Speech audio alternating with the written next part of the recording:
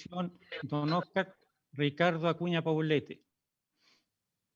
Muchísimas gracias, Su Señoría Excelentísima. Agradezco la oportunidad que me da la Corte de poder exponer las razones del por qué uno se atreve en este escenario a postular a un concurso a una oposición de antecedentes de esta importancia para nuestro país. ¿Se escucha bien? ¿Sí? Perfecto. Bien. Muchísimas gracias. Como consta en los antecedentes que acompañé, soy abogado egresado de la Universidad de Chile. Mi especialidad está centrada en cultura.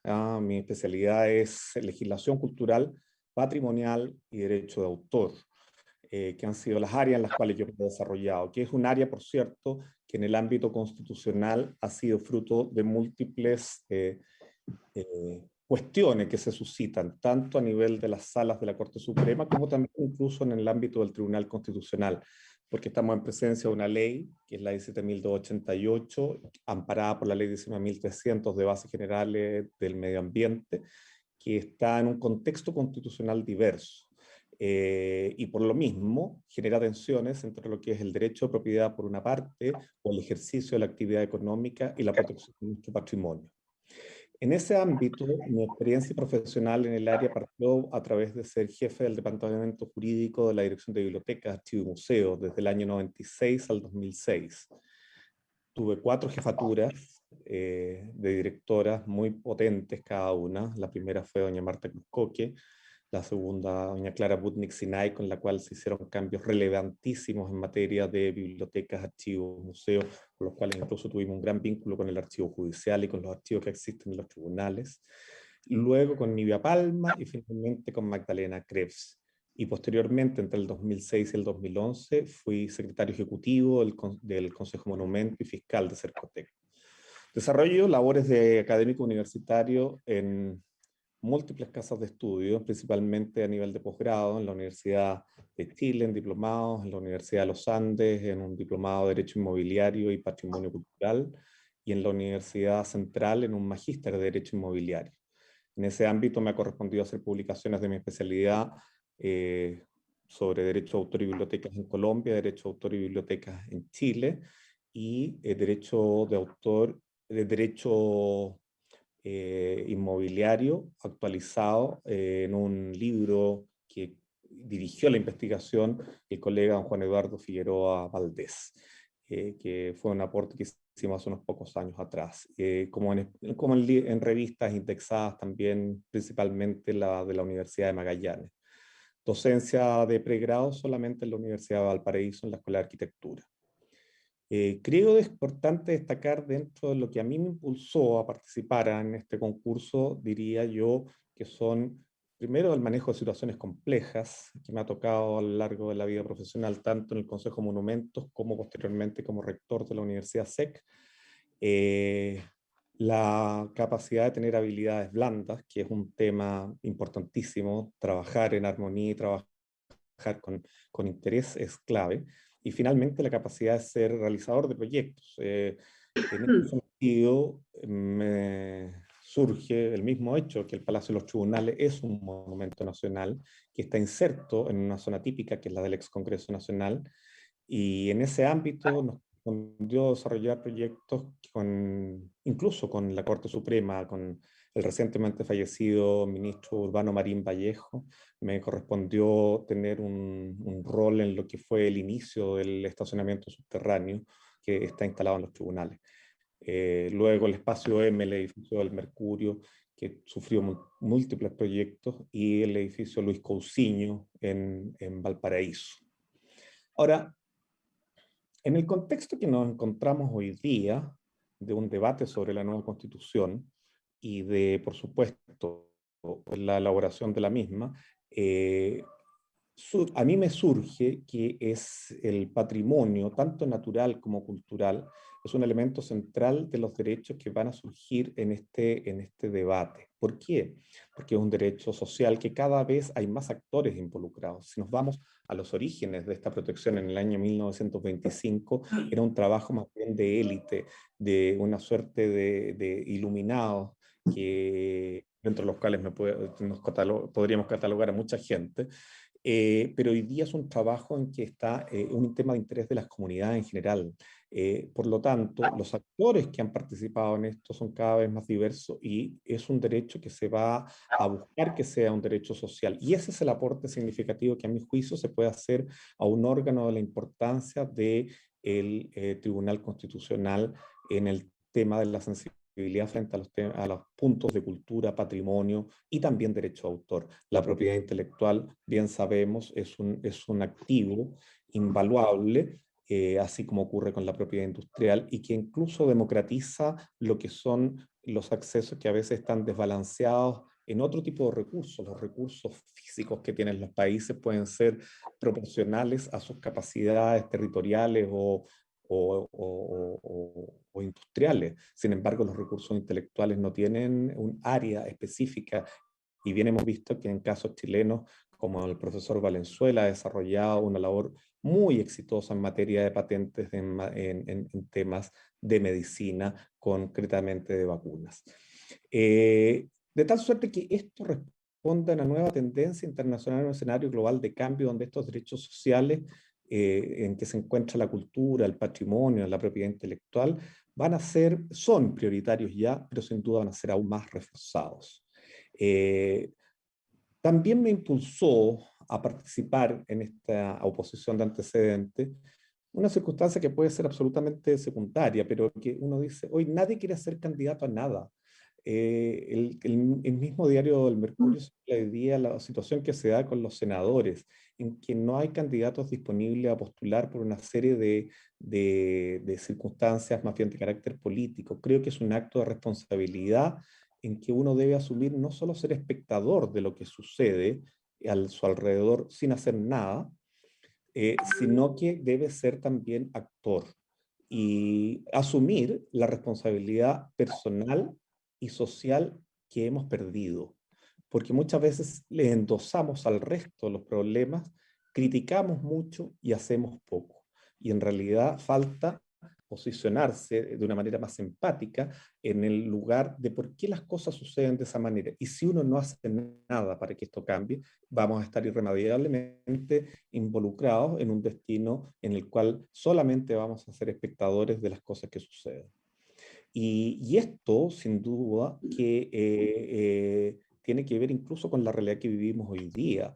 Es impensable que uno deba tener un carabinero por persona para que la ley se cumpla, o para que la Constitución, en el caso que hemos visto amagada durante todos estos últimos años, también tenga efectividad.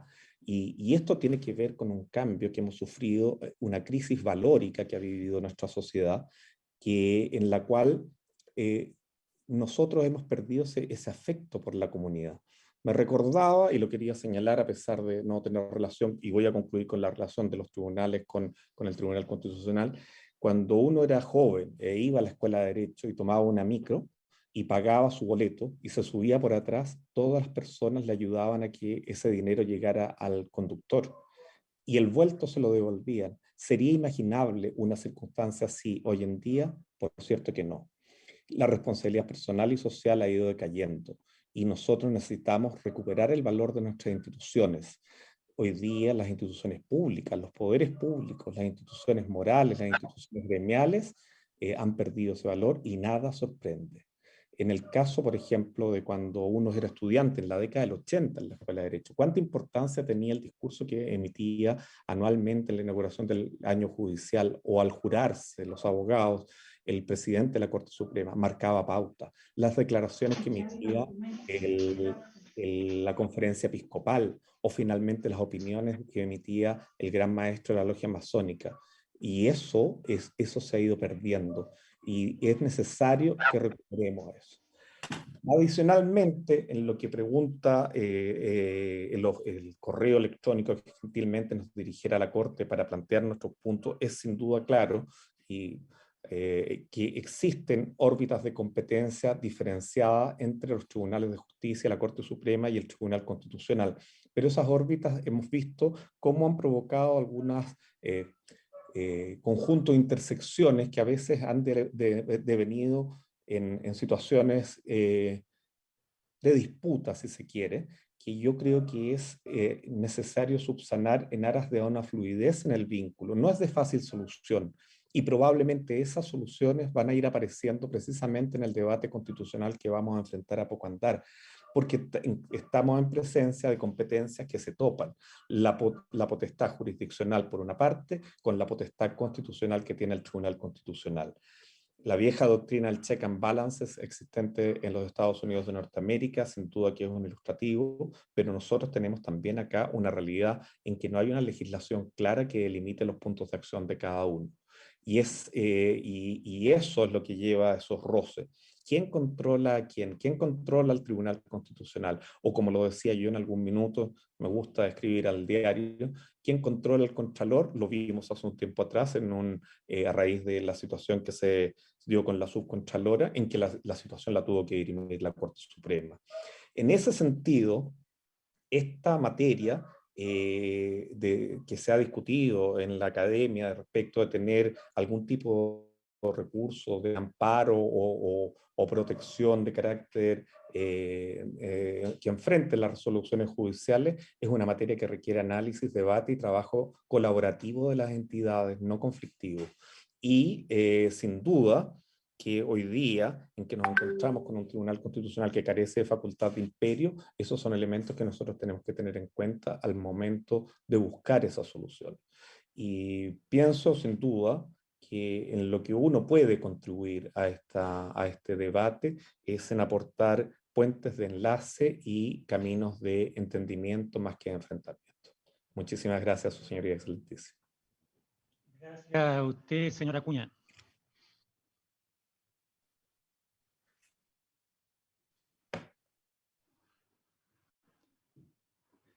Ahora tiene la palabra, por el tiempo antes indicado, don Iván Marcos Pablo Périx. Con la venia de vuestra excelencia y de los ministros y ministras de la excelentísima Corte, procedo a dar mi exposición ante esta instancia. Lo hago desde Antofagasta, ciudad que cuenta hoy en día con dos atractivos más, a propósito del patrimonio que decía el colega, como es tener la segunda edificación más grande del país, como es la planta termosolar Cerro Dominador, y además contamos desde el punto de vista humano, de los recursos humanos que se generan en esta tierra, tenemos una de las candidatas para presidir la Asamblea Constitucional, la Convención Constitucional. Quiero resaltar, dado que es difícil que me conozcan, quiero resaltar mis cualidades para este cargo que se basan básicamente en el respeto y en la relación con la persona humana. Soy un ariqueño de 66 años que estudió en diferentes establecimientos del país. Recordando el paso por el Liceo de Hombres de Antofagasta, de Concepción, Enrique Molina Garmendia, donde fue la génesis de la Escuela de Derecho de la Universidad de Concepción.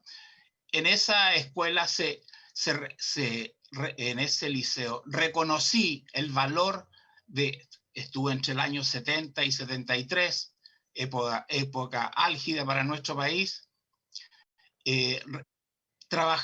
empezando a trabajar y haciendo amistades en diferentes tipos de posiciones. Pero teníamos que cumplir con hacer trabajos no siendo los mejores alumnos del curso, pero teníamos que buscar la forma de avanzar y lograr estar al nivel de ellos. Y lo conseguimos. Lo conseguimos a través de conocer nuestras realidades y de implementar en cada grupo de trabajo las potencialidades de cada uno con actuaciones, por ejemplo, y todo previamente ensayado. Eso, el paso por el Liceo de Hombres de Concepción me permitió ingresar en el lugar número 9 a la lista a la primera nómina de la Universidad de Concepción.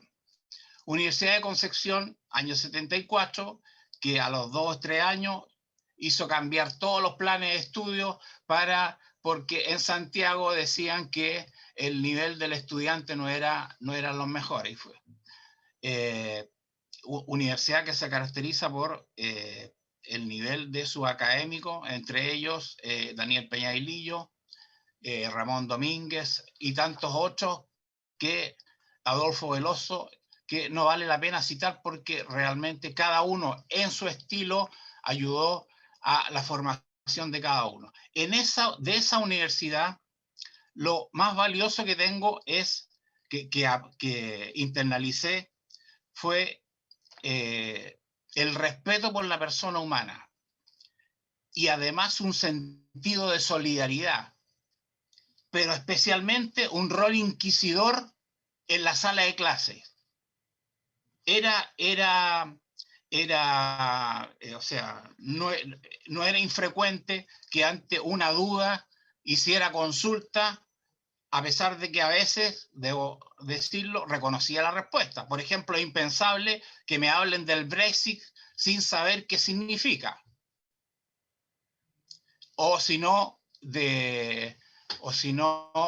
Bueno, pero también el sentido de solidaridad, ayudando a personas que estaban con problemas de estudio y lo ayudaba para que potenciaran o estando fuera en los exámenes y decirles ciertas cosas que podían ser pertinentes para que subiera la nota. Por ejemplo, en una clase de Derecho, en un examen de Derecho Internacional Público, hacer leer a la persona que, como fuera, dijera que el último país en esa época en entrar a las Naciones Unidas habían sido las Islas Comores. Eso le permitió que le reconociera a don Adolfo Veloso Figueroa, miembro del Tribunal Constitucional 71-73, que una persona no solo está pendiente de su materia, sino de que estar informado. Egresé de la Universidad de Concepción con una memoria de prueba sobre el derecho público que quise hacer con 2 profesores para que la nota realmente tuviera más valor que si lo hubiera sido un solo profesor guía. Me permitió salir con un promedio de esa memoria de 90 puntos. Posteriormente, mi ejercicio profesional comenzó el año 87 y hasta el día de hoy en la Secretaría Ministerial de Educación de Antofagasta, de esta ciudad. He estado bajo el mando de 13 secretarios ministeriales de educación, de distintas políticas, de distintas tendencias políticas, y de todos he conseguido el respeto. Pero no solamente, y además en tiempo adicional he estado ejerciendo en igual tiempo en forma independiente. La relación de cuestiones que uno ve en un servicio público como es el Ministerio de Educación es de tal forma caudalosa que se ha ido en el tiempo limitando. Por ejemplo, en su momento tuvimos la facultad de fiscalizadora y logramos personalmente, dada mi papel fiscalizador, conseguir que los establecimientos tuvieran la dignidad que se merecen sus alumnos. No obstante que los ministerios no son proclives en su rol fiscalizador a interponer recursos ante la falta de un contrato, ante la imposibilidad de revisar los contratos de trabajo de los docentes en esa época, nos vimos en la obligación de sugerirle al Ceremi en la época que interpusiéramos un recurso de protección para aumentar las facultades fiscalizadoras del ministerio, porque era imposible saber la carga laboral docente sin revisar su contrato de trabajo. Y nos fue bien en Santiago. Esta cercanía con los recursos de protección ya la había tenido el año 80, 81, haciendo mi práctica en Concepción respecto de dos temas. Un primer tema era que una persona, un agricultor de Tirúa, había perdido por una resolución judicial su terreno a manos de un médico. No se lograba vislumbrar cómo había conseguido contra título inscrito hacer algo. Se lo planteé a mis profesores en ese tiempo, asesores. ¿Cómo se te ocurre que vas a hacer algo contra una resolución judicial? Me negaron el patrocinio, tuve que hacerlo directamente directamente por el interesado. Y por mientras hubo que moverse con el Serviu para ver qué es lo que se podía hacer. Desafortunadamente o afortunadamente, el juez que llevaba ante el recurso de protección estimó darle instrucciones a la Corte de Apelaciones de Concepción, lo cual mereció el reproche y, a su vez, había que cumplir la resolución judicial. La cumplimos sacando a las personas, pero en forma inmediata, entregándole el título de Serviu. Esa es una forma de hacerlo. La otra, respecto de un juez de policía local de la jurisdicción, quien había a una pobre pescadora sin forma alguna de juicio, le había realizado una multa. También, de igual forma, hubo que interponerla en forma directa por la interesada. Vuelvo a mis labores en la Secretaría Ministerial de Educación. No solamente hemos estado involucrados en el acontecer diario de la Secretaría, sino que además he sido elegido para estar en el Consejo de Administración del Servicio de Bienestar del Ministerio de Educación, con más de 3.000 afiliados. He sido elegido 5 veces, a lo menos, representante de todo el personal titular, el personal respecto de los concursos de promoción a nivel nacional. En mis calificaciones, a pesar de los 13 Ceremis que he tenido, 14 en realidad porque uno estuvo subrogante por 6 meses, todas las calificaciones con 100 puntos. Y por este valor de esa compenetración con la vivencia, con las personas, me motivó a realizar hace 2 años un magíster en dirección de recursos humanos y a la vez un máster en dirección de recursos humanos.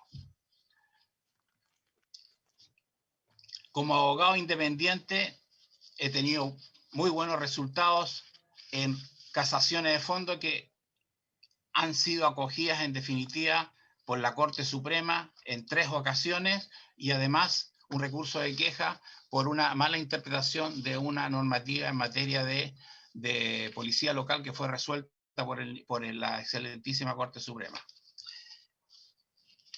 En cuanto a la materia que nos convoca, algo ya dijo el colega que me precedía en el sentido que estamos viviendo tiempos difíciles desde todo punto de vista social y de punto de vista de pandemia, sin solución alguna, porque a diferencia de todo lo que se diga, la crisis está absolutamente vigente. ¿Y qué hacemos para tratar de avanzar en esto? Nos encontramos con instituciones que están debilitadas o que no dan lo mejor de sí para tratar de superar la situación. Contaba el caso de la Contraloría. Uno aprecia cómo la Fiscalía no atiende como debiera atender, privando a las personas de sus legítimos debidos procesos.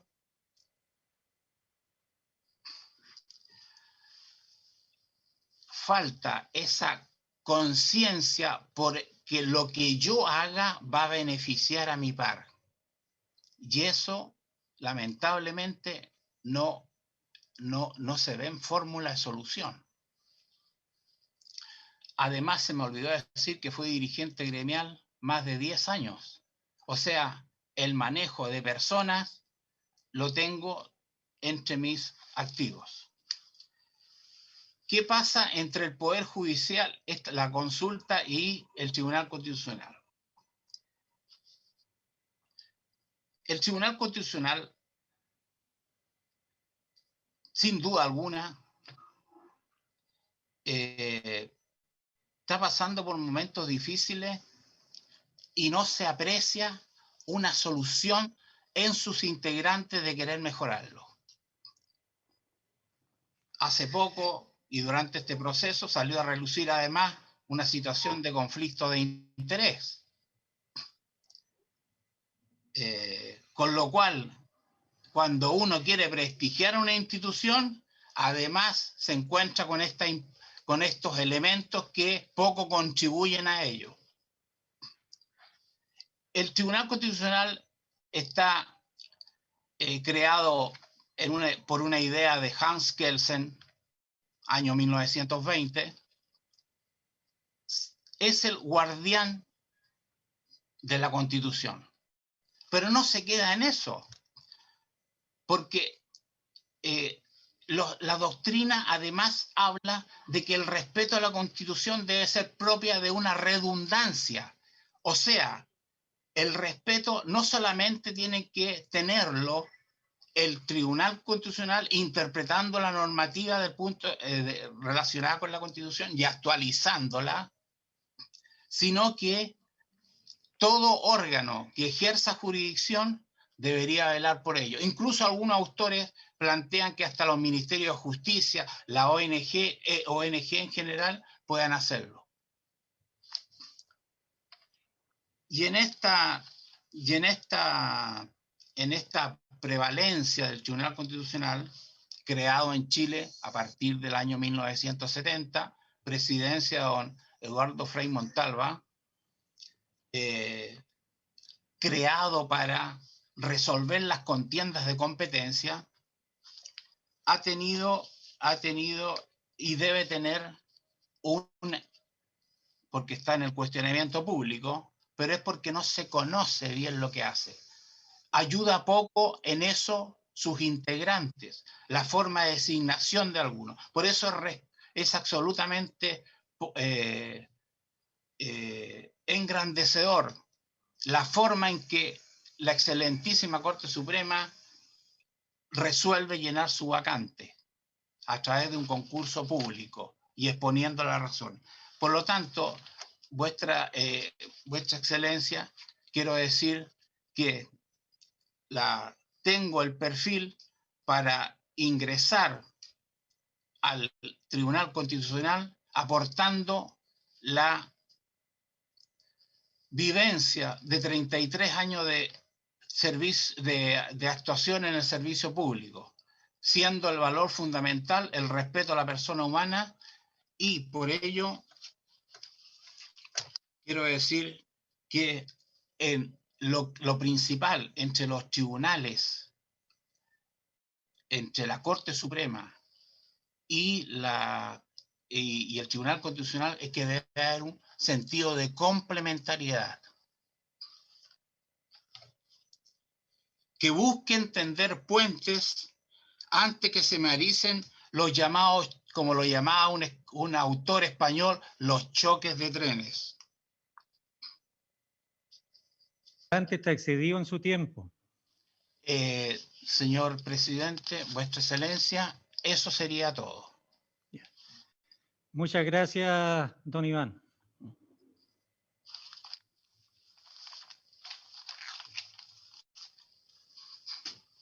A continuación, corresponde hacer su exposición a don Marcelo Díaz Suazo. Tiene la palabra don Marcelo. Gracias, su señoría.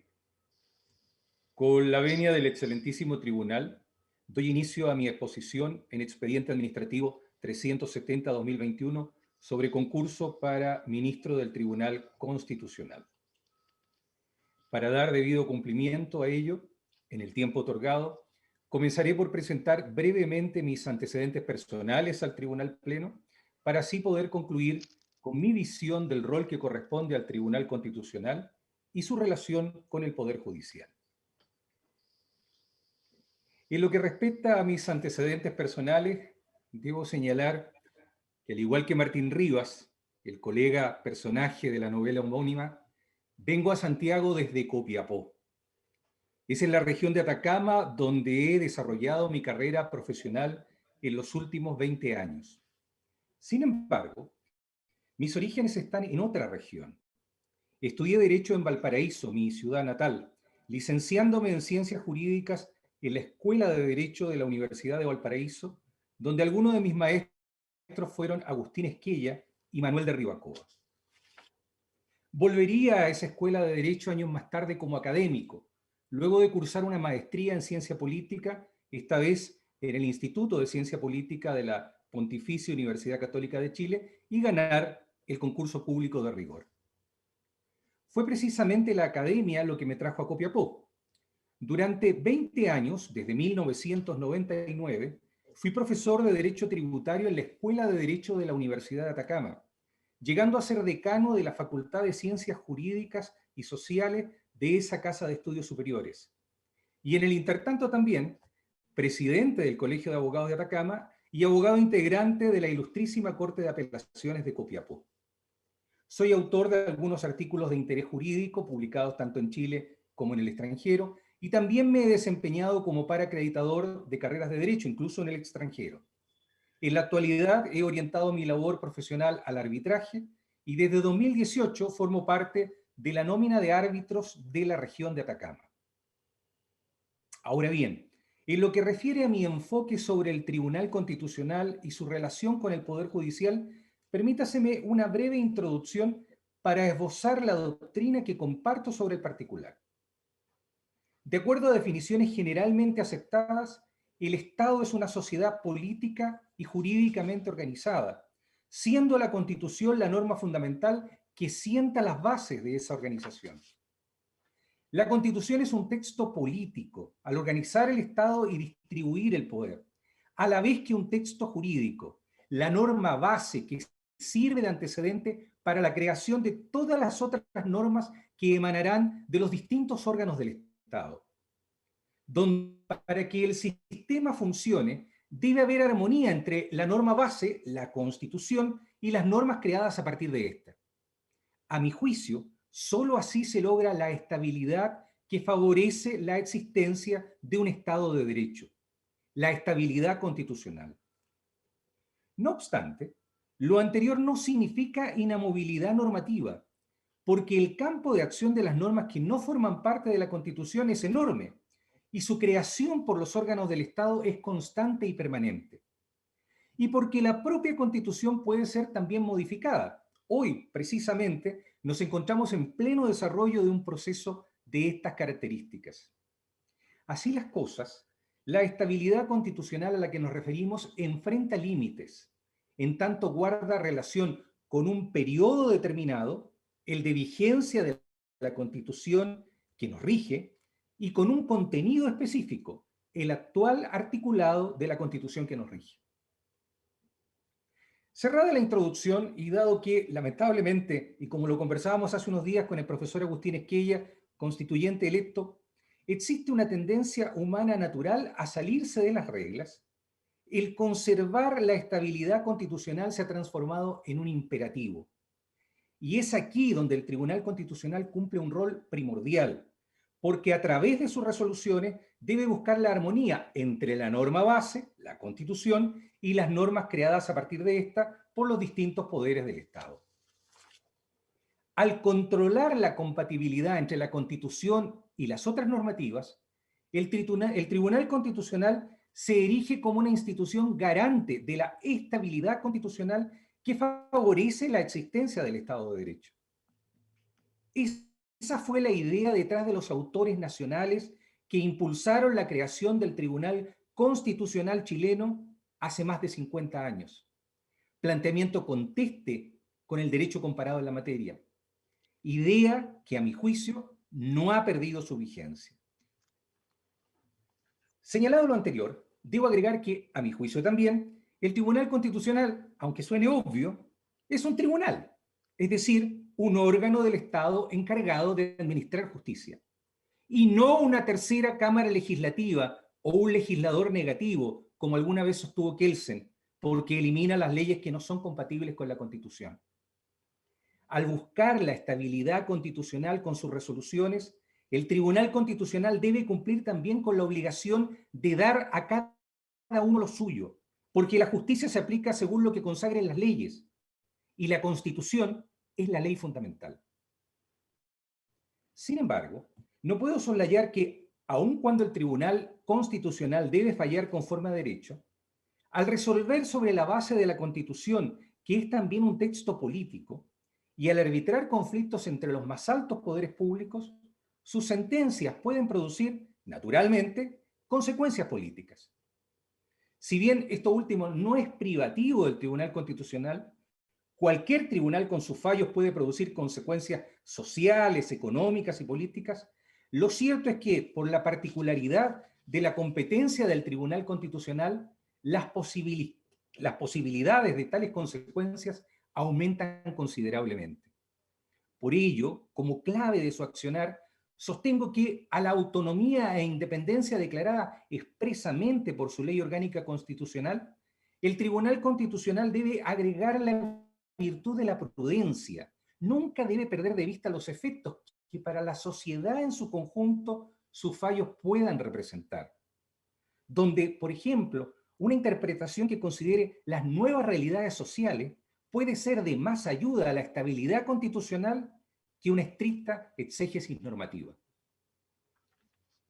Finalmente, en lo que refiere a la relación del Tribunal Constitucional con el Poder Judicial, encabezado por la excelentísima Corte Suprema, yo hablaría más bien de una interrelación, de una correspondencia o relación mutua. Descartando materias que están normadas, como la autonomía e independencia del Tribunal Constitucional, una de cuyas manifestaciones es que este excelentísimo tribunal no tiene la superintendencia directiva, correccional y económica sobre el Tribunal Constitucional, o la intervención que le corresponde a la excelentísima Corte Suprema en el proceso de nombramiento de alguno de los ministros del Tribunal Constitucional, como sucede hoy día, lo cierto es que hay temas constitucionales que no están resueltos aún por el legislador, que pueden ser objeto de conflicto o de desencuentro entre el Poder Judicial y el Tribunal Constitucional. Me refiero, por ejemplo, al amparo de los derechos fundamentales, que siendo un tema eminentemente constitucional, su garantía está sometida al conocimiento y fallo de los tribunales ordinarios de justicia. Para el caso, mientras no haya norma expresa que resuelva la materia, tarea que obviamente es competencia de otros poderes del Estado, se hace necesario, a mi juicio, un diálogo institucional permanente entre el Poder Judicial y el Tribunal Constitucional. Diálogo basado en el respeto mutuo, propio de instituciones fundamentales del Estado, celosas de sus competencias, donde el Tribunal Constitucional no enjuicia situaciones concretas, pronunciándose y aplicando la ley sobre hechos específicos, como lo hacen los tribunales que conforman el Poder Judicial. Pero al resolverse una norma emanada de un órgano del Estado es o no compatible con la Constitución, cumple un rol fundamental para la existencia del Estado de Derecho y para la democracia chilena.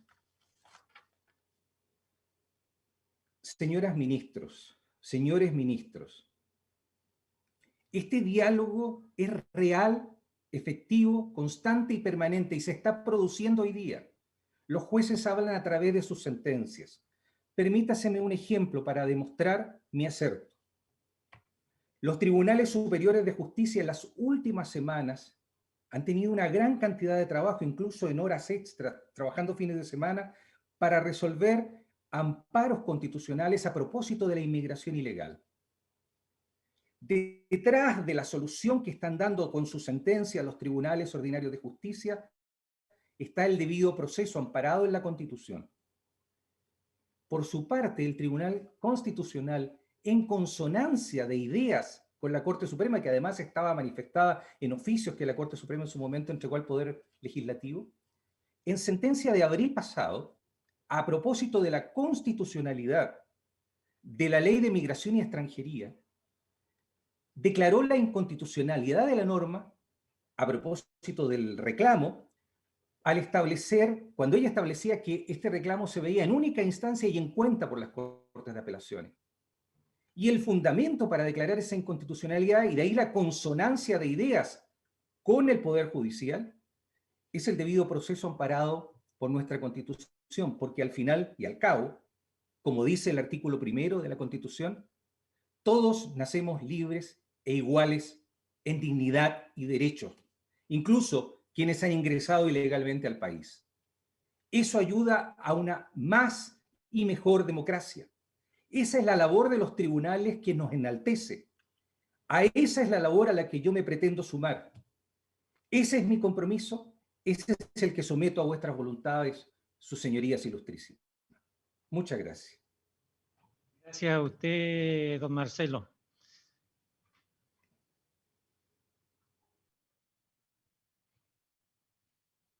Ahora corresponde hacer su exposición a la señora Alejandra Pozo Cortés.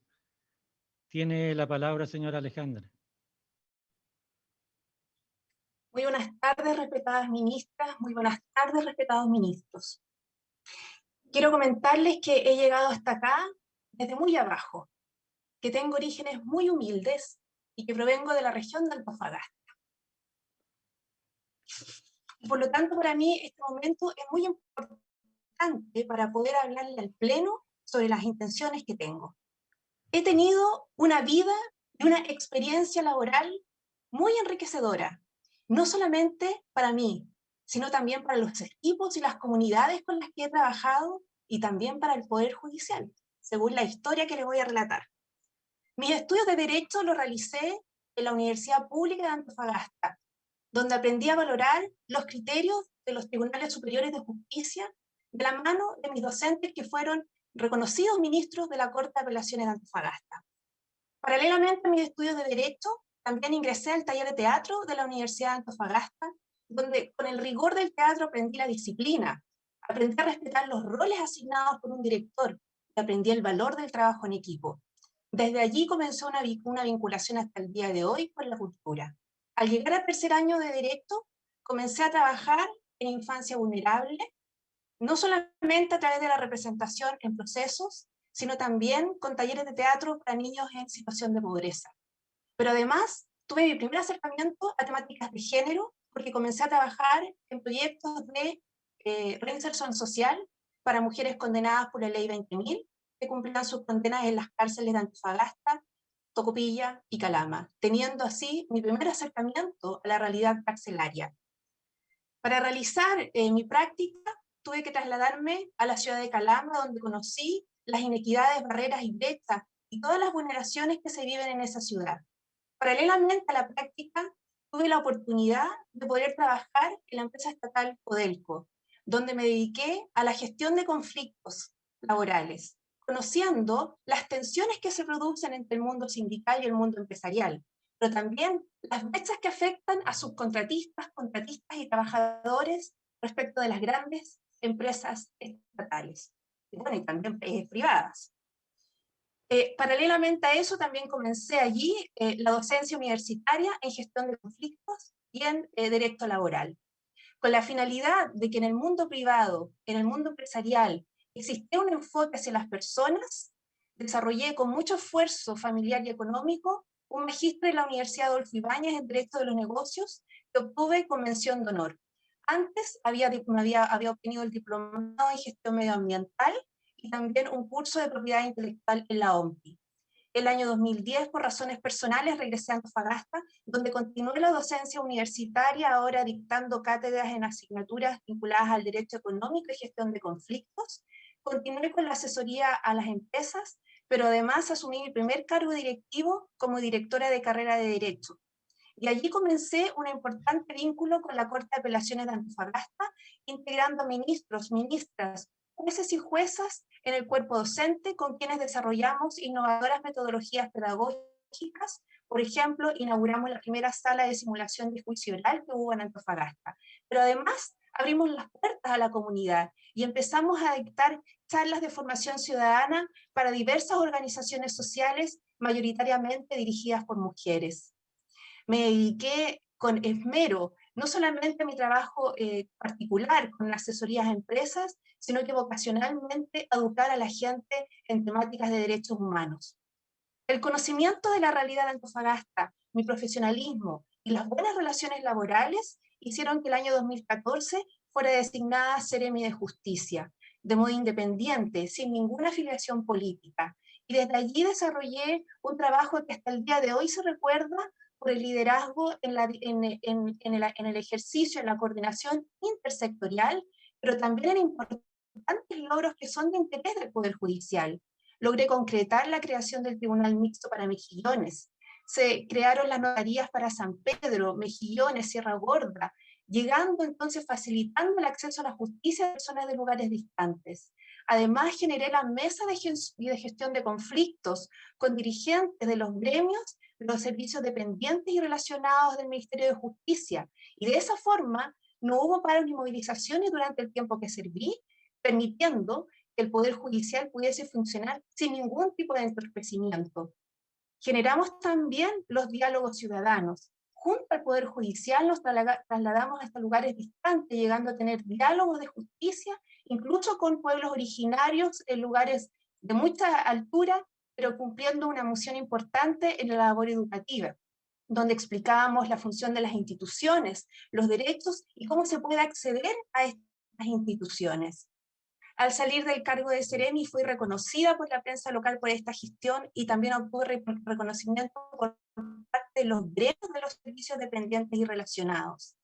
Posteriormente trabajé en Corfo y luego de ello también fui coordinadora del proceso constituyente. Era que no, si me vinculaba muy bien con las organizaciones sociales y pude conocer muy claramente y bajo la metodología de esa época la percepción y el sentir de la ciudadanía respecto de temáticas en torno a la Constitución. Mi experiencia en derechos humanos y en trabajo con mujeres permitió que fuese la primera directora de género de la Universidad Católica del Norte. Y desde allí debo reconocer y agradecer al Poder Judicial el cuaderno de buenas prácticas. Lo puse en valor no solamente en la Universidad Católica del Norte, sino también en todos los espacios y territorios donde estuve trabajando con agrupaciones de mujeres, que conocía desde que fui Seremi cuando trabajé en la agenda de género. Eso de poner en práctica el cuaderno de buenas prácticas, creo que ha sido el mayor reconocimiento que podemos hacer por tan importante trabajo que ha desarrollado en ese sentido el Poder Judicial. También fui miembro suplente del Tribunal Electoral Regional, donde muchas veces las personas realizan gestiones sin patrocinio de abogado. Fue allí entonces que sugerí, y así me preocupé personalmente, de que las resoluciones fuesen dictadas en lenguaje claro y sencillo, siguiendo las orientaciones de ustedes en materia de dictar resoluciones en lenguaje entendible para la ciudadanía. Asimismo me pronuncié en todas las causas en que fui requerida, de forma razonable, prudente, conforme a derecho, todo lo cual les he comentado, ustedes lo pueden de todas formas constatar, preguntando a los respectivos ministros de la Corte de Apelaciones de Antofagasta, con quienes hemos tenido siempre esta relación. Entonces, con este relato, ¿qué les quiero decir? Que no solamente poseo las competencias para interpretar correctamente las normas constitucionales, sino que además tengo habilidades para la gestión de conflictos y mejorar los climas laborales, y también sé relacionarme con el Poder Judicial. Porque he tenido la experiencia y lo he hecho de forma leal desde cada institución en la que he trabajado. Es por eso que considero que la relación del Tribunal Constitucional con el Poder Judicial debe hacerse primero en base al reconocimiento de que hoy día en el país el Poder Judicial ha sido un actor importantísimo en la protección y respeto de los derechos humanos. Hay que reconocer además que el Tribunal Constitucional tiene facultades expresas y limitadas, y en consecuencia debe cuidarse hoy día la labor del Tribunal Constitucional. Si hacemos un análisis de esta relación, necesariamente hay que hacerlo en el actual contexto político. Estamos iniciando un proceso de tránsito de las normas constitucionales, estamos iniciando un proceso constituyente que necesariamente va a generar tensiones entre la Convención Constituyente, el Poder Legislativo y el Poder Ejecutivo. ¿Y cómo lo van a resolver? Como siempre lo han hecho, con iniciativas de ley. Por lo tanto, van a generar tensiones. Y además, existen hoy día muchas agrupaciones y organizaciones que se están organizando a nivel nacional, los movimientos sociales, expectantes, muy atentas y atentos de lo que está ocurriendo. En consecuencia, el Tribunal Constitucional debe obrar con máxima autonomía e independencia, porque hoy día estamos en un periodo de tránsito. Además, hay que considerar que han aumentado los recursos los requerimientos de inaplicabilidad por inconstitucionalidad. En ese sentido, no debemos perder de vista este contexto y aplicar el enfoque de derechos humanos como lo ha venido haciendo el Poder Judicial, con sendos fallos que han sido conocidos y en los que ha acogido el respeto de los derechos humanos en base a los tratados internacionales. Considero que la relación entre el Tribunal Constitucional y el Poder Judicial hoy día es fundamental que se coordinen. Y me permito sugerirles humildemente a este Pleno que evalúe la posibilidad de conformar una comisión paritaria para estudiar la evolución del derecho. Hoy día el derecho está evolucionando, la sociedad tiene otros conceptos jurídicos, tiene otra forma de entender el contenido de los derechos y de los deberes.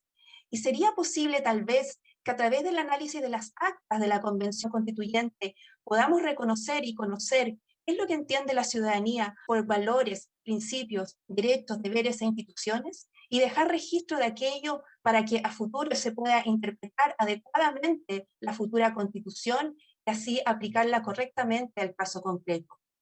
Considero también que hoy día es necesario avanzar en la paridad. Y es muy importante que en el Tribunal Constitucional se designa una ministra que tenga experiencia en enfoque de género, porque de esa forma vamos a garantizar la aplicación de la interseccionalidad y se va a respetar los derechos humanos de todas y todos en este país. Yo soy una profesional que se ha preparado para esto y estoy preparada para entregar soluciones integrales y justas de acuerdo al contexto y puedo analizar el entorno y prevenir conflictos. Pero además me caracterizo por mantener un muy buen equipo laboral, pues cada vez que he conformado equipos, esos equipos han permanecido en sus lugares después que yo me he trasladado a otro trabajo o he salido del cargo. Por lo tanto, creo que hoy día se presenta una oportunidad para renovar el Tribunal Constitucional y transformarlo en una institución que está a la vanguardia en este periodo de tránsito constitucional. Hecha esa exposición, le solicito el voto de confianza y me puedan designar. Muchísimas gracias.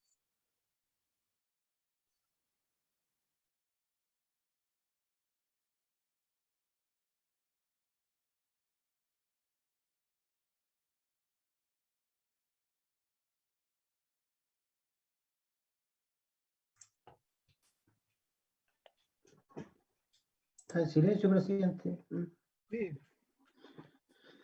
Para hacer su exposición, don Eduardo Sepúlveda. Muy buenas tardes, excelentísimo señor presidente. Nos ha convocado a realizar una sucinta exposición relativa a los puntos fundamentales sobre la administración de justicia constitucional en el marco de la designación que la excelentísima Corte Suprema debe realizar para integrar el Tribunal Constitucional de la República, exposición que me permitiré formular a continuación. En primer lugar, tenemos que señalar, desde mi punto de vista, que la función del Tribunal Constitucional y su ubicación institucional responde a constituirse en una de las instituciones jurídicas que la propia Carta Fundamental ha ideado para dar cumplimiento al artículo 6º de la actual Constitución Política de la República, que en su inciso primero señala que todos los órganos del Estado deben someter su acción a la Constitución y a todas las normas dictadas conforme a ella. La incorporación de los tribunales constitucionales, tanto en Chile como en los países europeos, nos muestra cómo ellos han sido creados con el objeto preciso de incorporar al texto expreso de la Constitución un tribunal de carácter especial, autónomo, llamado a interpretarla, y cuya función principal es velar por la supremacía, según lo que ha señalado reiteradamente la propia jurisprudencia del Tribunal Constitucional chileno. Desde luego que yo, hacia el futuro, en nuestro país, estoy convencido que no se visualiza que este órgano constitucional, de Tribunal Constitucional, vaya a desaparecer, sino que solamente va a ser, a mi juicio, modificado en aspectos fundamentales. Este tribunal, obviamente creado en el año 1970, y que terminó abruptamente en el año 1973, pero que se reconstituyó a partir de 1980. En la arquitectura institucional, el Tribunal Constitucional del país constituye una forma de control dentro del sistema de balance de poderes y tiene por finalidad salvaguardar los derechos de las personas, el principio de la juridicidad y la integridad institucional como base de un Estado de Derecho en la perspectiva del funcionamiento de un sistema democrático. El Tribunal Constitucional, por supuesto, es un tribunal de derecho y tiene por obligación resguardar que rija ese principio de supremacía constitucional de manera efectiva. Sin duda, la función más importante, la obligación más importante de este tribunal especial es interpretar la Constitución. En esta perspectiva, desde luego, de ser designado, me comprometo de forma ineludible a considerar la Constitución política en todo su sistema y magnitud. Y como la labor de interpretar la Constitución no solo radica en el Tribunal Constitucional, sino que también y fundamentalmente en la Corte Suprema, en la excelentísima Corte Suprema y sus resoluciones, y a modo de ejemplar puedo indicar que las manifestaciones que se han decidido por la excelentísima Corte Suprema, ya sea frente al problema del agua, del acceso al agua potable, del acceso a un procedimiento justo de personas respecto de personas privadas de libertad en el caso de una persona mapuche, de las etnias, o las situaciones fundamentales del reconocimiento como un derecho humano fundamental, el acceso a las acciones de salud, son decisiones que a cada momento está tomando la excelentísima Corte, está tomando los tribunales de justicia y están interpretando la Constitución. Y ser intérprete de la Constitución no solo se encuentra, por lo tanto, radicado en el Tribunal Constitucional.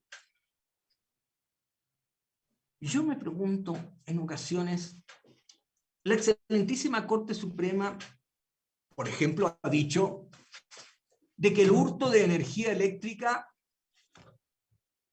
establecido en un decreto con fuerza de ley es una norma de carácter inconstitucional porque no respeta el principio de la legalidad. O en ocasiones se ha referido a la situación de que hay tipos penales abiertos o tipos penales que no están referidos o que no cumplen con la Constitución. Y por su parte el Tribunal Constitucional ha dicho en otras ocasiones que el delito de piratería o la infracción de deberes militares sí son constitucionales.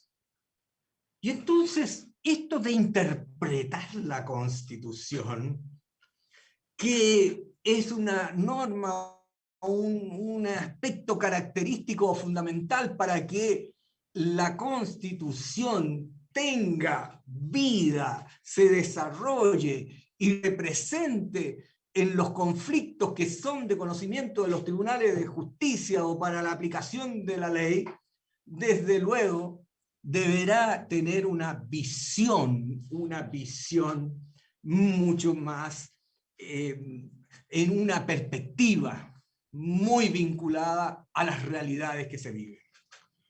Y en estas interpretaciones distintas que pueden existir en la función del Tribunal Constitucional, sin duda el Tribunal Constitucional tiene que resguardar irrestrictamente el principio de la deferencia para con todos los otros órganos del Estado, y en esta perspectiva también me inspira que ello se mantenga, se profundice, para evitar conflictos de competencia que confundan a la ciudadanía. Desde mi perspectiva, las resoluciones del Tribunal Constitucional son jurisdiccionales y no constituyen estrictamente resoluciones de carácter político. Y en esa perspectiva, desde luego, asumo el compromiso en el evento de ser designado, es que las orientaciones de mis decisiones en fundamentos exclusivamente normativos, jurídicos y sistémicos emanados de la propia Constitución Política de la República, desde luego incorporando las nuevas orientaciones doctrinarias, jurisprudenciales que se dan para que se haga realidad en el país una república democrática en todas sus connotaciones. El rol que cumple hoy día el Tribunal Constitucional en su composición actual ya ha tomado nota, naturalmente, que se han producido ciertas divergencias en el pasado y se aprestó a entrar en una discusión más profunda en relación a diversos aspectos tales como el rol del organismo, la forma de designación, la duración de sus integrantes, la pertinencia o no de que siga existiendo un voto dirimente, los requisitos para integrarlo y especialmente sus facultades. Mientras esta toma de postura del Tribunal Constitucional se debate al interior de él a partir de marzo del año pasado, de la cual no tenemos noticias ni antecedentes, la reforma constitucional de diciembre del año 2019 zanjó claramente que ese Tribunal Constitucional, en el caso de aprobarse todo este mecanismo de cambio constitucional, no tendrá facultad alguna para pronunciarse sobre los contenidos que la Convención irá debatiendo. En todo caso, respecto de los conflictos procedimentales y del contenido del autoacordado que debe dictar la excelentísima Corte Suprema, según lo disponen los artículos 135 y 136 de la Constitución Política Reformada, el Tribunal Constitucional no le corresponderá y no tendrá atribución alguna respecto de su constitucionalidad. Y en ese sentido, viene a significar la importancia y trascendencia que tiene la excelentísima Corte Suprema en la resolución de cualquier conflicto que se plantee al respecto. En dicha reforma constitucional y en relación al periodo de interregno ha habido claridad absoluta, que mientras no entre en vigencia la nueva Constitución, seguirá plenamente vigente la actual sin que pueda la Convención negar la autoridad o modificarla. Y en ese sentido, entonces, el artículo 5 de la Constitución, mientras la Convención esté en funciones, la soberanía reside esencialmente en la nación. En esta etapa de transición, excelentísima Corte, señalo clara y enfáticamente que deben evitarse las distorsiones que hoy presentan en la aplicación de las funciones del Tribunal Constitucional, evidenciadas en los intentos de convertirlo en una tercera cámara legislativa, transformando los alegatos ante el Tribunal Constitucional en una continuación de las discusiones legislativas. Del mismo modo, al convertir al Tribunal Constitucional en la práctica en esa tercera instancia judicial, implica una situación que va en desmedro de las funciones de los tribunales de justicia y del carácter del Tribunal Supremo que tiene esta excelentísima Corte. En este sentido, criterios restrictivos de admisibilidad de los asuntos que se plantean ante el Tribunal Constitucional permitirá seleccionarlo de manera más adecuada y evitará el uso excesivo de los recursos y se respetará de mejor manera la deferencia exigible a todos los órganos del Estado. Por cierto, a ello van dirigidos mis compromisos. En esa misma perspectiva y siguiendo las orientaciones entregadas por el presidente de la Corte Constitucional de Alemania en el año 2018 en su visita a Chile, soy partidario que Chile cuente con un tribunal especialmente respetuoso de la voluntad legislativa, cuidando de no intervenir el ámbito del legislador. Hoy le corresponde a los integrantes del Pleno de la excelentísima Corte la delicada tarea de la designación de un jurista en el más amplio sentido de la palabra. Esto significa que quien sea nominado debiese haber tenido acercamientos a la Constitución Política de la República desde cualquier disciplina jurídica, y no solo de aquella constitucional o administrativista, atendida la variedad de asuntos o aspectos que pueden ser sometidos a la decisión del organismo que integrará. La estrecha vinculación de la Constitución Política de la República con el sistema penal nos indica, a modo ejemplar, que en el año 2019 se ingresaron al Tribunal Constitucional un total de 2.210 asuntos, de los cuales 2.181 correspondieron a requerimientos de inaplicabilidad en virtud del artículo 93, número 6 de la Constitución. Y de ellos el 90% aproximadamente corresponden a materias de carácter penal que deben ser resueltos por el Tribunal Constitucional. Allí engarzo la trayectoria profesional de este postulante y de este oponente. He realizado labor docente en la Facultad de Derecho durante más de 46 años en la Facultad de Derecho de la Universidad de Chile. También he hecho clases del Instituto de Estudios Judiciales y la Academia Judicial. He tenido vínculos con el Poder Judicial a través del Instituto de Estudios Judiciales, con la Academia Judicial, y llevo más de 11 años desempeñándome como asesor jurídico de la Fiscalía de la Excelentísima Corte Suprema. Y en el ámbito profesional siempre dediqué mis mejores esfuerzos a que fuesen aplicables las normas constitucionales vigentes, lo que me permitió vincularme a causas de interés público evidente relacionadas con los derechos y garantías fundamentales. A modo de conclusión, esa experiencia acumulada me ha permitido desde distintas ópticas y roles vincularme estrechamente con la interpretación y aplicación de la Constitución Política de la República.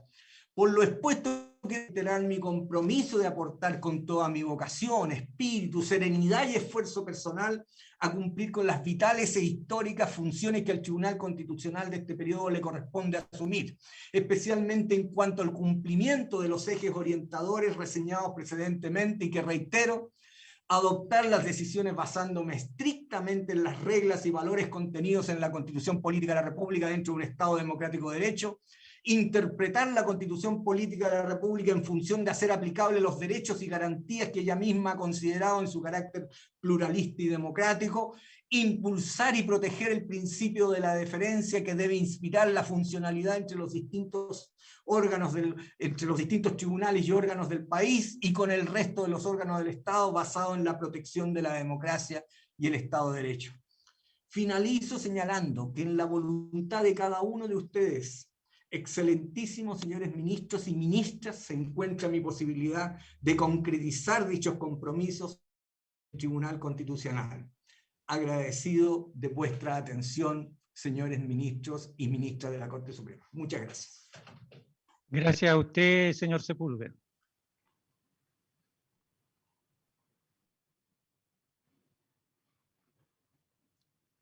Ahora corresponde hacer su exposición al señor Rodrigo Pica Flores. Tiene la palabra, señor Pica. Muchas gracias, señor presidente. Excelentísima Corte. Tras 12 años de carrera en diferentes cargos en el Tribunal Constitucional, todos por concurso, entre ellos los de relator y secretario, tras 15 años de actividad universitaria, especialización dedicada al derecho constitucional, al derecho procesal y al procesal constitucional, sin haber ostentado jamás cargos de exclusiva confianza, gobierno o administración, esta excelentísima Corte Suprema confió en mí hace algo más de un año para asumir la investidura que en este acto se concursa. En el año y 3 meses de ejercicio del cargo manifesté votos y opciones de garantía de derechos fundamentales, en libertades, igualdades, no discriminación, debido proceso, taxatividad penal, medio ambiente, derechos laborales y sociales, entre otros, además de claras y explícitas opciones de resguardo de las potestades constitucionales del Poder Judicial frente a proyectos de ley que han buscado limitar sus atribuciones de conocer y resolver conflictos por la vía de eliminar atribuciones de ponderación y graduación a los tribunales en materias tan sensibles como el proceso penal, la aplicación de penas, el acceso a penas alternativas, la libertad personal, materias de extranjería y también otras de contencioso administrativo, fundando siempre en derecho y con la mayor profundidad y seriedad posible, en el afán de generar razonamiento jurídico en un órgano que ha de ser un tribunal colegiado, redactando votos particulares y disidencias cuando ello es necesario, para dejarlo en claro, y determinando así mayorías ajustadas en temas tan relevantes como penas de presidio efectivo, fuero maternal, poderes fiscalizadores y sancionadores en materia laboral, por nombrar solo algunas en el ajustado tiempo de exposición que tenemos. Es necesario fortalecer el carácter de órgano jurisdiccional del Tribunal Constitucional, más en un momento como el que vivimos hoy. Sí, perfilarlo como un tribunal colegiado y no como un órgano impropio devenido en una suerte de tercera cámara sin legitimidad de urna. Un tribunal constitucional no es una cámara legislativa, pero se debe dejar en claro un punto. No hay que dar motivo para ser motejado de tercera cámara. Es por ello que este candidato no caerá en la tentación de exponer un programa, de mostrar un camino o de exponer una agenda, pues eso es lo que distingue a un juez de verdad de lo que hacen los otros dos poderes del Estado. A diferencia de un legislador o de un gobernante, un juez no tiene programa, no tiene agenda, no tiene programa de gestión, y no es precisamente un aporte tenerlo, pues el objeto de su trabajo no es otro que la resolución de conflictos de terceros en causas sometidas a los tribunales por esos terceros, que son las partes. En una aproximación a la labor jurisdiccional que es estrictamente jurídica, en un rol de tercero imparcial, sin salir a terciar en temas de interés subjetivo, ni menos a buscar conflictos que interesen, ni menos a construir una agenda de camino propio en torno a los posibles en el futuro, y sin tomar partido previo en los temas que se deberá conocer y resolver. Lo cual es doblemente relevante cuando se constata que en un tribunal especializado como el Constitucional, el conflicto constitucional es el de los poderes de la polis y el de los ciudadanos frente a ellos, acentuando así la exigencia de imparcialidad y de especialización en el derecho público me refiero en general, pues la Constitución regula la actividad política en tanto obtención y ejercicio del poder y la relación del mismo con las personas en el marco de una vinculación estrictamente jurídica a propósito de la garantía de los derechos fundamentales y el control de constitucionalidad de normas. Es esta sede de nombramiento la más idónea para resguardar tales cuestiones y evitar en los órganos de control las tentaciones de vicariato vestidas de ropajes jurisdiccionales. En la praxis de un tribunal constitucional se juega el equilibrio del reparto de poderes en un sistema constitucional. Sí, hay ejemplos. La inaplicabilidad, aunque tenga efectos interpartes, afecta al poder legislativo al limitar la eficacia de la ley y al poder judicial al limitar el marco de la resolución de procesos pendientes. Y por otro lado, los controles preventivos afectan notoriamente al Congreso y al Ejecutivo en su actividad legislativa, determinando el producto normativo. La existencia de un modelo concentrado y concreto de control de constitucionalidad de la ley abre en nuestro país una serie de desafíos que deben ser bien abordados por motivos de equilibrio de poder y de armonía interinstitucional. En ello me refiero, entre otros temas, a la última ratio de toda declaración de inconstitucionalidad y a la necesidad de diálogo interjurisdiccional entre la jurisdicción ordinaria y la jurisdicción constitucional, como se suele decir en la terminología de la doctrina italiana e hispánica de nuestro tiempo. En nuestro sistema ello es necesario, así como lo es el diálogo jurisprudencial entre los tribunales del orden interno y los tribunales internacionales de derechos humanos, pues un control como el de la inaplicabilidad por inconstitucionalidad de precepto de ley obliga a examinar de cierta forma el caso concreto pendiente, lo cual debe hacerse sin invadir las atribuciones del tribunal de la gestión pendiente y en una aproximación al caso que no puede sino ser la que tendría el propio Poder Judicial, exigiendo así a todo juez constitucional estar atento a las líneas jurisprudenciales de todas las cortes del país acerca de la interpretación de la ley y tener además una plena deferencia por la inviolable labor atribuciones y funciones de los jueces y tribunales llamados a la resolución de las gestiones en que incida todo proceso de inaplicabilidad. A su vez, en nuestro sistema, la interpretación y aplicación de la Constitución requiere también diálogo y armonía interjurisdiccional e interinstitucional, pues la garantía jurisdiccional de la Carta Fundamental en Chile es compartida. Existe un tribunal constitucional de matriz concentrada con 16 atribuciones, solo 16, limitadas y de derecho estricto. Al mismo tiempo existe en el Poder Judicial un sistema de garantía de derechos fundamentales desde la Constitución, determinando que esta excelentísima Corte Suprema es el tribunal de última instancia en la resolución de conflictos de derechos fundamentales y por ende es intérprete y garante de la Constitución. Ello llama a una doble labor. En sede de inaplicabilidad, un control de admisibilidad que nunca deje de tener presentes las atribuciones del Tribunal del Fondo a la hora de delimitar y así determinar cuáles conflictos son los que va a conocer en el marco de su competencia. Y posteriormente, un estándar de razonamiento a la hora de la dictación de sentencias definitivas de inaplicabilidad que no prescinda jamás de esas atribuciones del Poder Judicial. En materia de controles preventivos, es también imperiosa la necesidad de diálogo interjurisdiccional mientras este tipo de controles se mantenga, pues los informes de proyectos de ley sobre organización y atribuciones de tribunales que esta excelentísima Corte emite por mandato de la propia Constitución deben ser ponderados adecuadamente en las sentencias, constituyendo así un elemento de juicio imprescindible.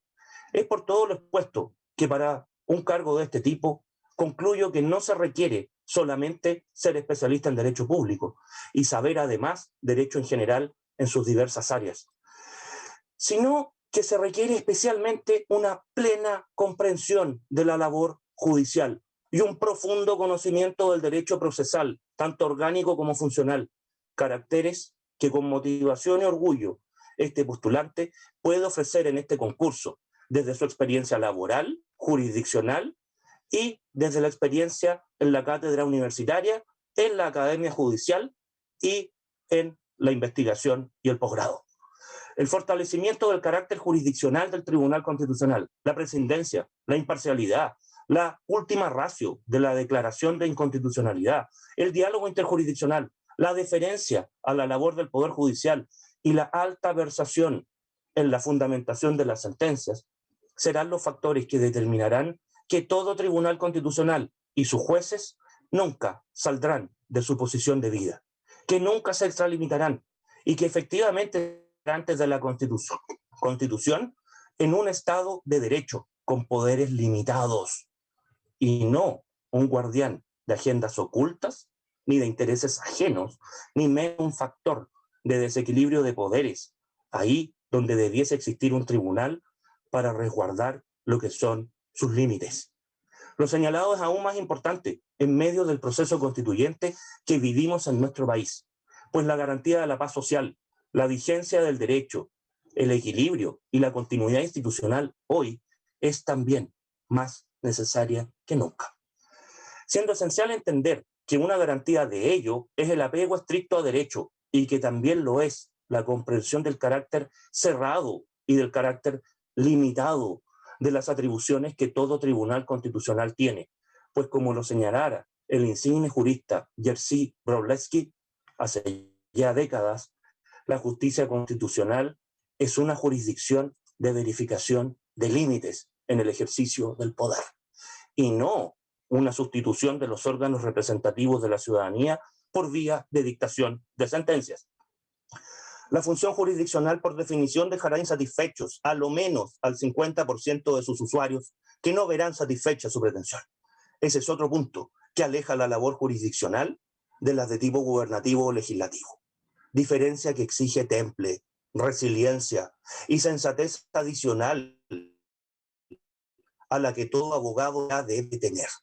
Obrar sin miedo a acciones de todo tipo y con condición a recibir y ejecutar labores que muchas veces el ciudadano común o los agentes del poder verán como ingratas y que muchas veces se refieren a atribuciones conexas y no a cuestiones propiamente jurisdiccionales, labores por las cuales Muchas veces los interesados siempre manifestarán cuestionamientos hacia el juez que deba asumirlas, sea directa u oblicuamente.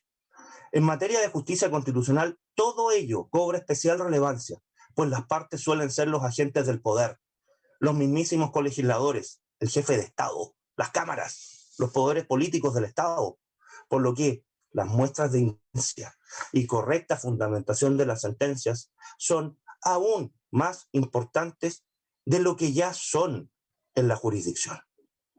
En ese sentido, debe recordarse también el deber de no caer en la tentación del control de mérito legislativo. A propósito del control de normas, debiendo remitirse la actividad jurisdiccional solamente a la resolución de conflictos jurídico-constitucionales mediante un control fundado en derecho estricto, sin entrar al mérito o bondad de los proyectos de ley. Mis más de 160 sentencias redactadas, más de 60 votos particulares, así como aproximadamente 1.400 sentencias suscritas, además de la participación en comités, resolución de cuestiones estatutarias y otras actividades conexas al ejercicio del cargo, hablan de la labor que he cumplido por mandato de esta excelentísima Corte, de un perfil eminentemente jurisdiccional, de votos debidamente razonados y fundamentados al resolver, y de lo que he tratado que sea mi aporte en el cargo a propósito de tales órbitas, y así corresponder la confianza que esta excelentísima Corte me diera hace algo más de un año. He concurrido a este concurso y a esta audiencia para manifestar mi intención de seguir aportando en lo que sé, en la resolución pacífica de conflictos en nuestra sociedad, deseoso de poder ver renovada la confianza que esta excelentísima Corte depositó en mis aptitudes profesionales hace algo más de un año, para poder seguir contribuyendo al logro de la paz social y al fortalecimiento del Estado de Derecho en nuestra República. Es todo cuanto puedo decir, concluyendo así mi exposición. Muchas gracias. Gracias a usted, señor Pica.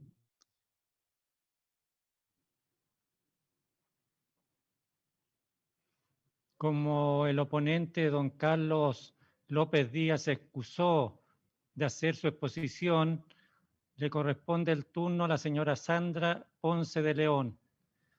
Tiene la palabra, señora Sandra.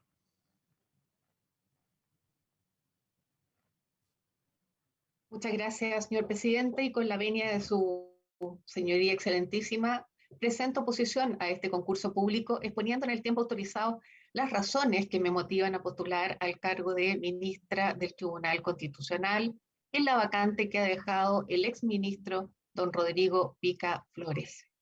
Como he indicado en mi reseña curricular, dentro de mis casi 30 años de ejercicio profesional, el Tribunal Constitucional forma parte de esa experiencia, ya que ejercí varios cargos relevantes en él entre los años 2006 y 2014. Me llena de orgullo haber sido la primera mujer que ejerció los cargos de relatora, de secretaria subrogante y de jefa de gabinete de la presidencia del mismo organismo. Y pensando en los desafíos que enfrentará el Tribunal Constitucional en el corto y en el mediano plazo, estimo que precisamente esa experiencia, unida a aquella adquirida en mis otros 20 años de ejercicio de la profesión y también en la academia, puede ser un valioso aporte. Y quisiera destacar, en primer lugar, que haber formado parte del proceso de ajuste del Tribunal post-reforma constitucional del año 2005 implicó tener que implementar y aplicar los procedimientos vinculados a las nuevas atribuciones entregadas a la magistratura. Por consiguiente, tengo la capacidad de enfrentar con eficiencia los cambios que pueda sufrir el organismo en el futuro cercano. En segundo lugar, conozco bien el trabajo jurisdiccional que se desarrolla tanto en las salas como en el pleno. Fui actora privilegiada en temas tan relevantes como la primera inaplicabilidad presentada por un juez.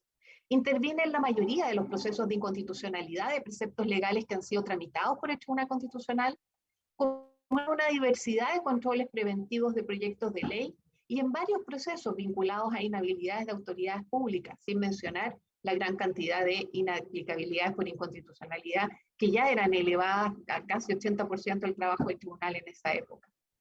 Pero además mi trabajo académico desde el año 1993 a la fecha se ha orientado hacia el derecho administrativo, pero también al derecho constitucional y procesal constitucional. Y esa formación me permitirá fortalecer y densificar la jurisprudencia del organismo, deslindando las competencias que éste tiene con respecto a los demás órganos del Estado y en especial con el Poder Judicial. En tercer lugar, por mi trabajo como jefa de gabinete de la Presidencia del Chile, tengo experiencia para desarrollar acciones concretas dirigidas también al cumplimiento de esa política institucional de relacionamiento con la magistratura y los demás poderes públicos, incluido el Poder Judicial, y también con organismos internacionales. En último término, pero no menos importante, la experiencia de haber trabajado en el tribunal, de conocer su forma de funcionamiento y las normas que lo regulan, me animan a querer colaborar también en los procesos internos que mejoren la integridad, la transparencia y las buenas prácticas laborales, incluyendo la implementación de políticas de género según estándares nacionales e internacionales.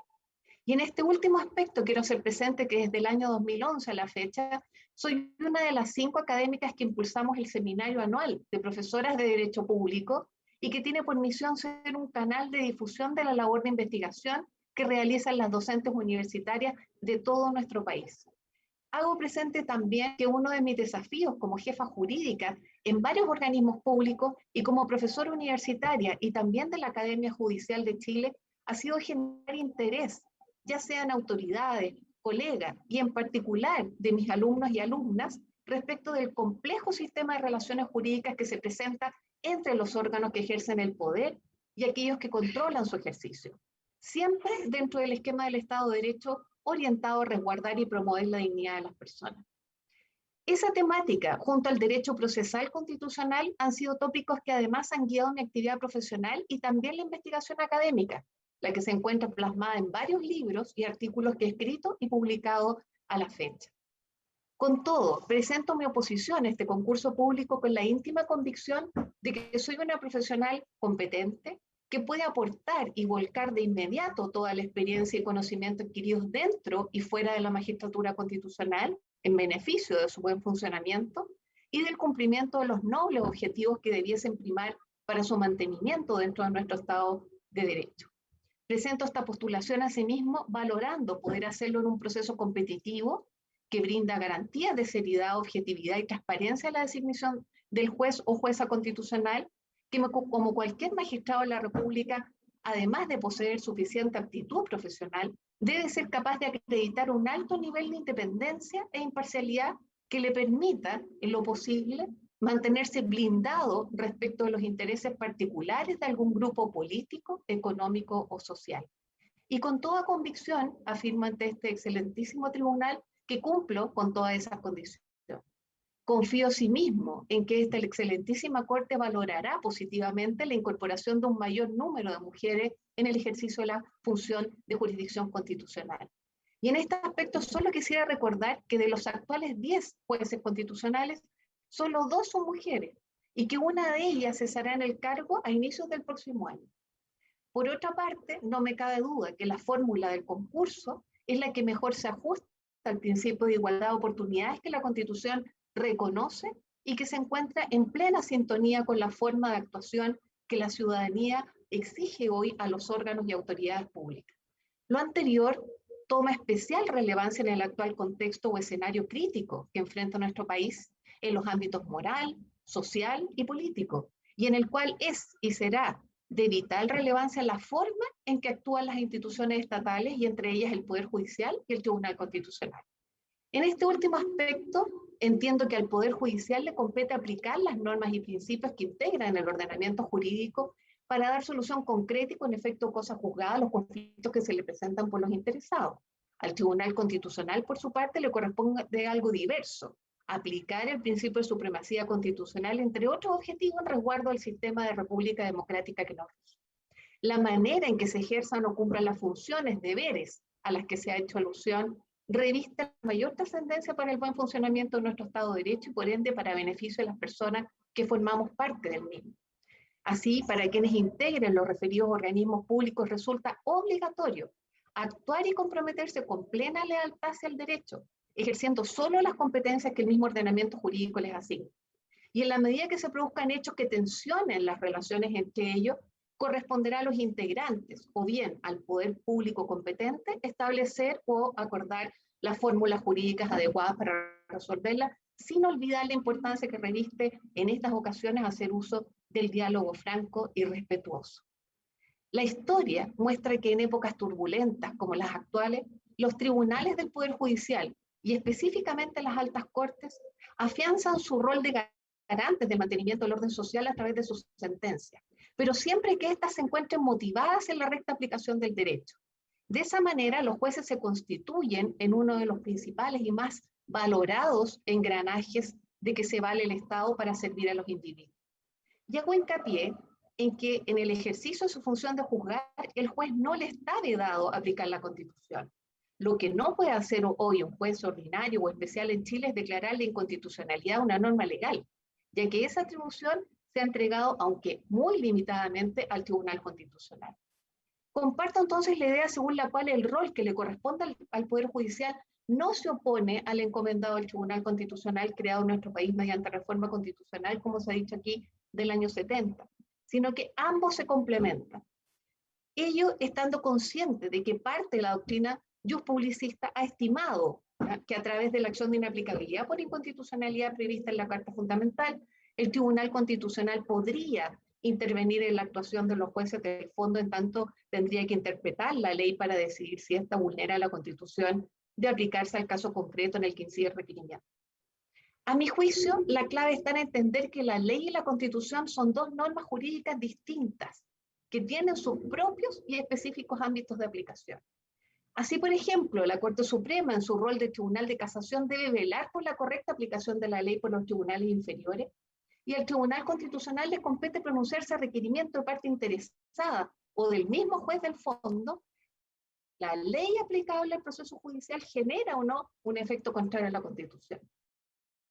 Lo que se trata de evitar por la inaplicabilidad en consecuencia es que el juez sea obligado por la ley vigente a juzgar un determinado conflicto por efectos contrarios a la ley superior. En esta materia voy a apoyar decididamente la doctrina que asentó desde sus primeros fallos post-reforma constitucional del 2005 el Tribunal Constitucional, en los que ha descartado la contradicción entre la justicia constitucional y la ordinaria, al afirmar que no le compete pronunciarse sobre la correcta interpretación de la ley, sino es con relación a su constitucionalidad. Por consiguiente, la inaplicabilidad no es apta, siguiendo esa misma doctrina a la cual yo adscribo, para impugnar el razonamiento contenido en una resolución judicial, ni tampoco para estimar cuál es la decisión judicial más adecuada, ni para corregir la eventual infracción de ley por parte de un tribunal, ni para establecer la forma correcta de computar un plazo, ni para aclarar el sentido de un tipo penal, ni tampoco para resolver el conflicto entre la decisión de una autoridad y la ley, ni para fijar la correcta interpretación de la ley, ni para pronunciarse sobre la norma decisoria liti, tampoco para declarar la vigencia, validez o existencia de un precepto legal. Y déjeme, señoría excelentísima, señalar también este último punto. Tampoco compete al Tribunal Constitucional realizar una determinada interpretación de un precepto legal para propiciar la suspensión de una audiencia dentro de un proceso judicial, como se ha venido haciendo a propósito de las normas dictadas, ¿no es cierto?, por esa Corte respecto de la pandemia. Sostengo a su vez que la doctrina en las cuestiones de mera legalidad ha servido a las salas del tribunal para fundar la inadmisibilidad que indebidamente persiguen que la magistratura constitucional revise lo actuado por un juez de la instancia. Así, este organismo ha sido consciente de su poder y del riesgo que supone su ejercicio para la competencia específica de los tribunales de justicia. Y es por eso que en sus sentencias ha ido fijando límites a lo que puede pedirse a través de la inaplicabilidad. Esa actitud del Tribunal Constitucional, moderada por la dinámica propia de un Estado en que los poderes actúan separada y coordinadamente, resulta expresiva de ese principio de deferencia razonada que hemos escuchado hoy y que vale no solo respecto del legislador, sino que también respecto de los jueces, y que forma parte del principio de distribución equilibrada de funciones públicas que rigen el esquema de Estado de Derecho. Finalmente, es en defensa y aplicación de los reseñados postulados y valores que me propongo ejercer el cargo de jueza constitucional, solicitando a esta excelentísima Corte Suprema que se me considere idónea al efecto. Muchas gracias. Señora Sandra.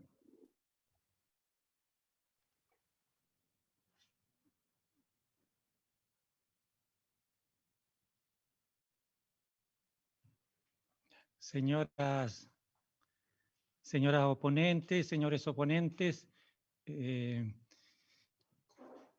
vamos a llevar a cabo la votación. Es decir, para ustedes termina la audiencia. En algunos minutos más, la señora vocera de la Corte Suprema les va a dar a conocer los resultados de la votación. Muchísimas gracias a su señoría. Muchas gracias, su señoría excelentísima.